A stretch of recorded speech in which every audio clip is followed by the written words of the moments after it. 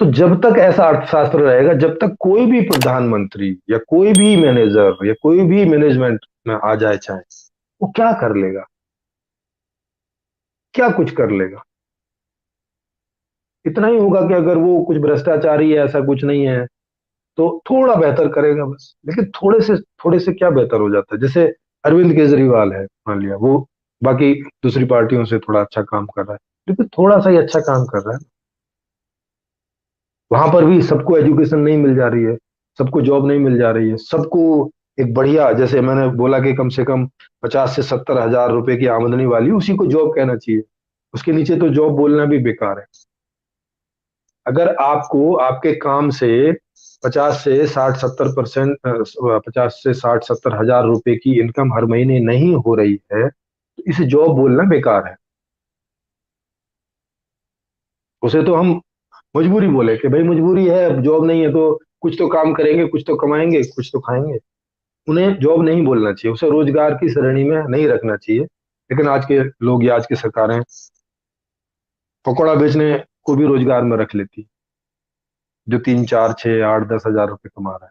तो इससे क्या होता है? एक परिवार कुछ भी नहीं होता, आदमी ठीक से पानी तक नहीं पी सकता। तो जो अच्छी सरकारें भी हैं, माने लोग बोलते हैं ना कि अच्छे लोग नहीं आ रहे हैं काम करने के लिए, अच्छे लोग आ भी जाएं तो भी वो कोई बहुत बड़ा डिफरेंस नहीं पैदा कर सकते। इतना ही कर सकते हैं कि जो भ्रष्ट सरकार है उसने अगर 2 किलोमीटर, उदाहरण के लिए 2 किलोमीटर की सड़क बनाई थी, तो ये जो ईमानदार सरकार है ये 2.25 किलोमीटर सड़क बना देगी बस, क्योंकि उतना ये भ्रष्टाचार किया होगा पिछली वाली सरकार ने, ये उतना कर देगी। लेकिन सड़कें तो हमें चाहिए हजारों किलोमीटर में। अभी आपको मार्केट में कोई भी चीज खरीदनी होती है ना?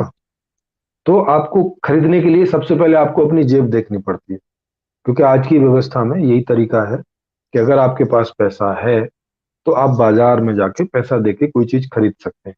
नहीं तो आप नहीं खरीद सकते, आपको घर ही बैठे रहना पड़ेगा, या जहां भी आप हैं फुटपाथ पर हैं तो फुटपाथ पर ही आपको बैठे रहना पड़ेगा। दुनिया की हर सुख सुविधा, हर चीज आपको पैसों से मिलती है। ये आज का अर्थशास्त्र है, आज तक का अर्थशास्त्र है, बल्कि आज का ही नहीं। तो बिना पैसे के आप कोई चीज की मांग नहीं कर सकते। ये बात आप जानते ही हैं, अखबारों के माध्यम से जानते हैं, अपनी समझ से भी जानते हैं, अपने जीवन के अनुभवों से भी जानते हैं। आपके आसपास के लोगों को आप देखते ही हैं, रोज मिलते ही हैं। देखते हैं कि अधिकतम लोगों के पास इतना पैसा नहीं है कि जितना वो डेली की मांग करना चाहते हैं, जितना वो डेली का खर्चना चाहते हैं। मतलब अगर हम एक अंदाजा लगा के चलें कि लगभग 60 70 हजार रुपए अगर एक परिवार के पास हो हर महीने, तो वो लगभग जो भी कुछ खरीदना चाहता है शायद खरीद सके, है ना? एक ये हम समझ के चलते हैं। तो अब आप देख सकते हैं कि आपके आसपास कितने परिवार हैं जिनमें 60 हजार रुपए महीने की आमदनी है। आपको कोई गिनती के मिलेंगे। अगर आप गांव में रहते हैं तो बहुत एक आध कोई परिवार मिलेगा एक गांव में, या 2 4 मिलेंगे। शहर में रहते हैं तो थोड़ी सी संख्या और बढ़ जाती है।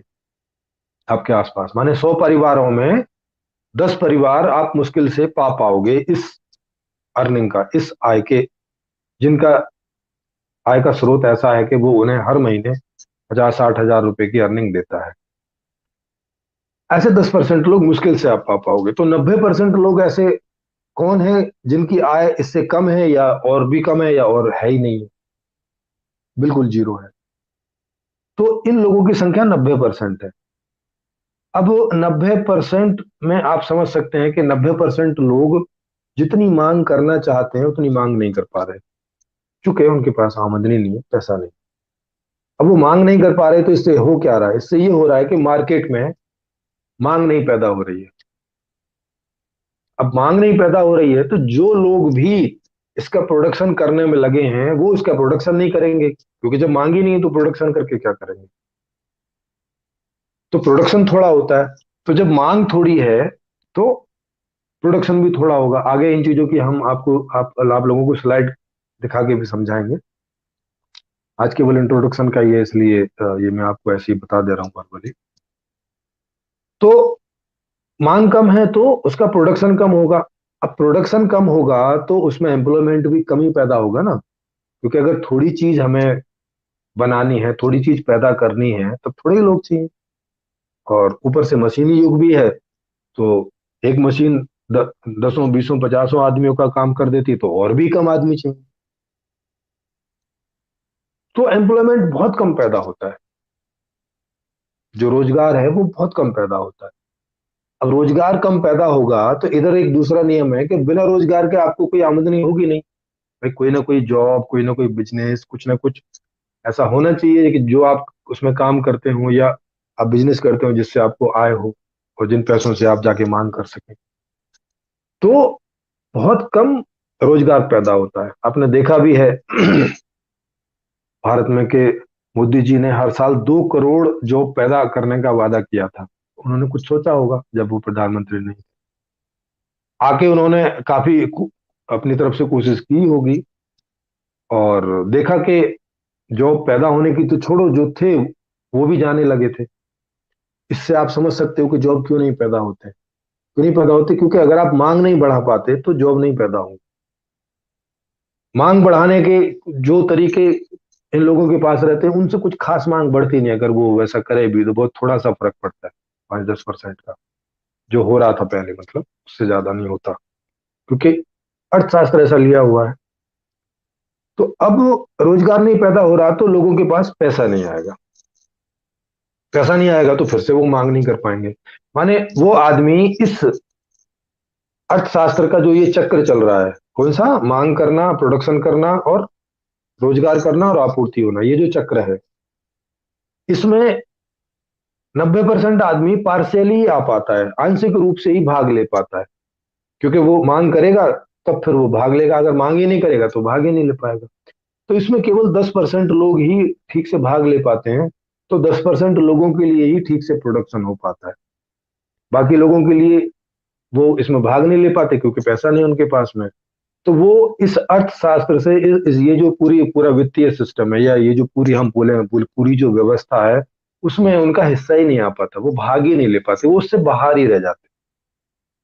वो सरकार को चुनने में तो है कि ठीक है, आपने वोट दिया, आपने बीजेपी सरकार को या कांग्रेस को या किसी को भी चुन लिया, लेकिन अब वो सरकार इस अर्थशास्त्र के चलते कुछ नहीं कर सकती, क्योंकि सरकार को भी तो कुछ करने के लिए पैसा चाहिए। और उसको भी पैसा किससे इकट्ठा होता है? इनकम टैक्स से, या जो टैक्स रहता है जो चीजों के ऊपर टैक्स रहता है उससे रहता है। इन्हीं से उसकी इनकम होती है। अब इनसे उसकी इनकम कैसे होगी जब वो केवल 10% लोग ही प्रोडक्ट खरीद रहे हैं?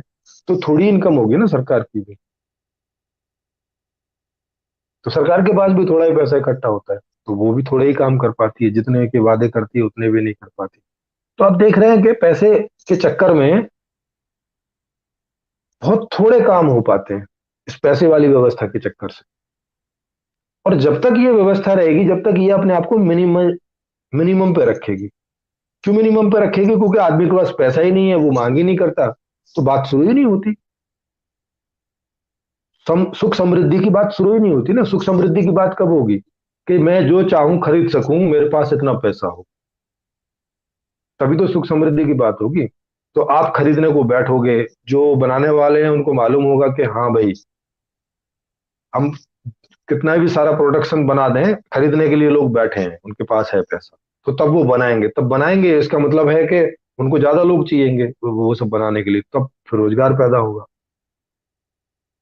रोजगार पैदा होगा तो उससे आपको पैसा आता है, क्योंकि ऐसे आपको पैसा आता नहीं कि भाई बैठे हैं और पैसा है आपके पास में, ऐसा तो कुछ है नहीं करते। आपको हर बात के लिए पैसा चाहिए, कपड़ों के लिए चाहिए, घर के लिए चाहिए, बच्चों के लिए फीस चाहिए, उनके लिए दवाई का चाहिए, खुद के लिए दवाई का चाहिए, आपके माता पिता हैं उनको दवाई का चाहिए, उनको रहन सहन का चाहिए, आने जाने का चाहिए, बिजली का चाहिए, पानी का चाहिए।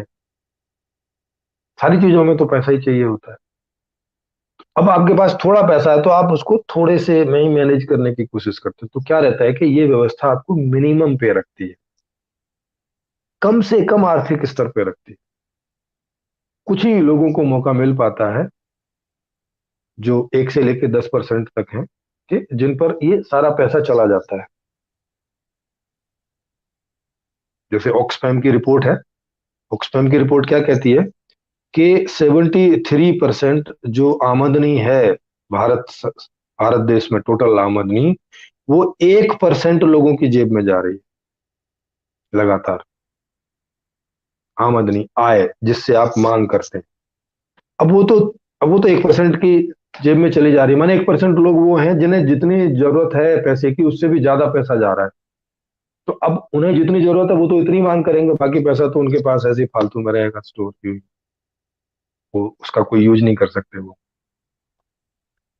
तो अब क्या है इसका, कि जो 99% लोग हैं उनके पास में केवल 27% इनकम बची, और ये 27% में भी 25% इनकम जो है वो ऊपर के 7 8 9, जो हम 10% लोगों की बात कर रहे हैं, उनमें ही डिस्ट्रीब्यूट हो जाता है। क्योंकि आप सोचो, जब 1% पे 73 जा रहा है, तो उससे जो थोड़ा नीचे है उसको भी तो बड़ी इनकम जा रही होगी ना, उससे थोड़ी कम जा रही होगी।